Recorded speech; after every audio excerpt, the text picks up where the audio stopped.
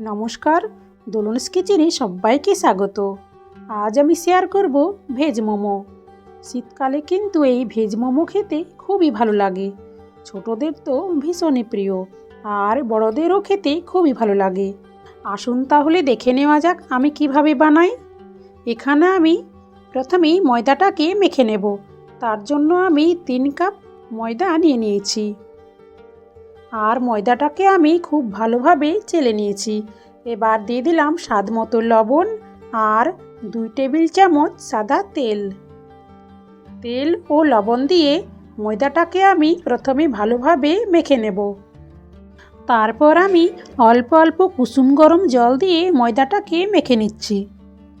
গরম জল দিয়ে ময়দাটাকে মাখা হলে দেখবেন মোমোটা সফট হবে। জল দিয়ে ময়দাটাকে মেখে একটা ডো বানিয়ে নেব। ডোটা খুব বেশি নরম বা খুব বেশি শক্ত করা যাবে না। দেখুন এই রকম একটা ডো বানিয়ে নিতে হবে। এবার ঢাকা দিয়ে আমি 20 থেকে 30 মিনিটের মতো রেখে দেব। ততক্ষণে আমি ভেজ মোমোর পুরটাকে বানিয়ে নেব। গ্যাসের ফ্লেম অন করে কড়াই বসিয়ে দিয়েছি আর দিয়ে দিচ্ছি 2 টেবিল চামচের মতো সাদা তেল। তেলটা গরম হওয়ার পর এখানে আমি দিয়ে দিচ্ছি কুচনো পেঁয়াজ, কুচনো আদা, কুচনো রসুন আর কুচনো কাঁচা লঙ্কা।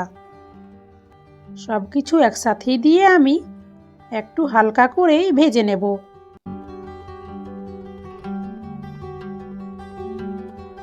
দিয়ে দিলাম সামান্য পরিমাণে কুচিয়ে নেওয়া ক্যাপসিকাম।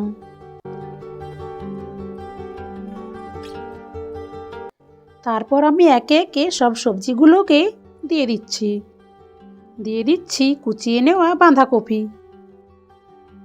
আর এখানে আমি দিয়ে দিচ্ছি গ্রেট করে নেওয়া গাজর।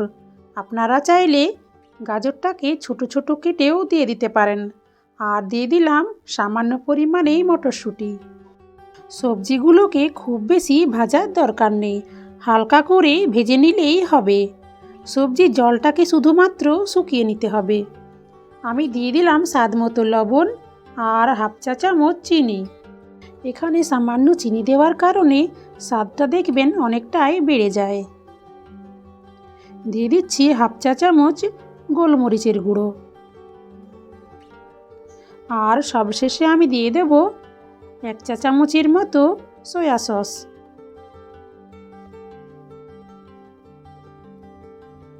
সয়া সসটা দিয়ে একটু নাড়াচাড়া করার পর গ্যাসের ফ্লেমটাকে আমি অফ করে দেব আর পুরটাকে ঠান্ডা হতে দেব। আর এইদিকে ময়দার ডোটাও কিন্তু আমার 20 মিনিট রাখা হয়ে গেছে। আমি আরেকবার ডোটাকে মেখে নিচ্ছি। আর ডোটা থেকে একটা বড় লেচি কেটে নিয়েছি। এবার শুকনো ময়দা দিয়ে একটা বড় রুটি আমি বেলে নেব। আপনারা চাইলে ছোট ছোট লেচি কেটে একটা একটা করেও বেলে নিতে পারেন। খুব পাতলা করে রুটিটা বেলে নিতে হবে।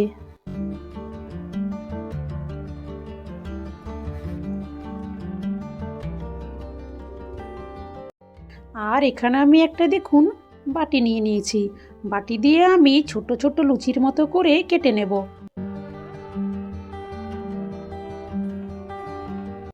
দেখুন এইভাবেই কেটে নিয়েছি। এতে মোমোগুলো শেপ দিতে সুবিধা হবে। পুরটা এতক্ষণে ভালো মতো ঠান্ডা হয়ে গেছে। এবার আমি মাঝখানে পুর দিয়ে দিলাম আর মোমোর শেপটা তৈরি করে নেব।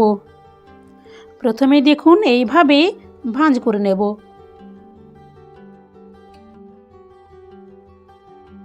একটার উপরে একটা দিয়ে এইভাবে ভাঁজ করে নিতে হবে।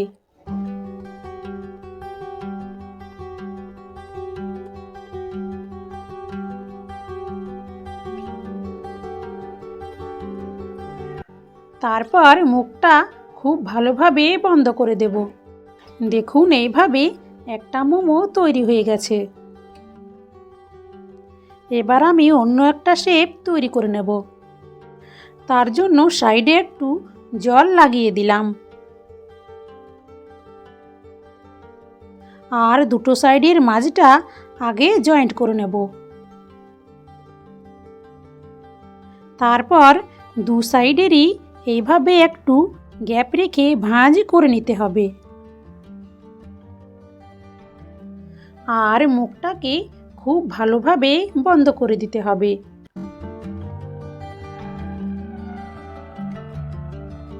দেখুন আমি কিভাবে তৈরি করছি। তারপর উপরটা একটু চেপে চেপে সমান করে দিতে হবে। তৈরি হয়ে গেল আমাদের আরেকটা মোমোর শেপ। আরেকটা আমি শেপ করে নিচ্ছি।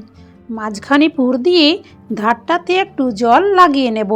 তারপর দুই সাইডই ভালোভাবে জয়েন্ট করে নেব। হাত দিয়ে চেপে চেপে খুব ভালোভাবে মুখটাকে বন্ধ করে নিতে হবে।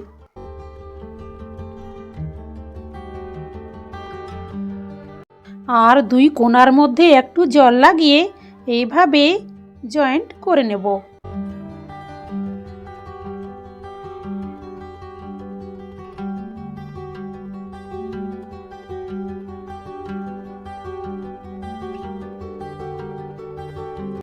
দেখুন এইভাবে শেপটা তৈরি করে নিতে হবে। দেখুন আমার মোমোর শেপ তৈরি। এবার আমি মোমোগুলোকে ভাপিয়ে নেব। তার জন্য এখানে আমি একটা ছিদ্রযুক্ত পাত্র নিয়ে নিয়েছি আর পাত্রে একটু তেল মাখিয়ে নিচ্ছি। এবার আমি মোমোগুলো বসিয়ে দিচ্ছি। আর একটা বড় পাত্রের মধ্যে আমি আগে থেকেই জল গরম হতে বসিয়ে দিয়েছিলাম।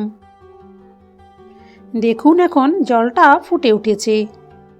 মোমোর পাত্রটা আমি রেখে 10 মিনিটের মতো মিডিয়াম ফ্লেমে ঢাকা দিয়ে হতে দেব।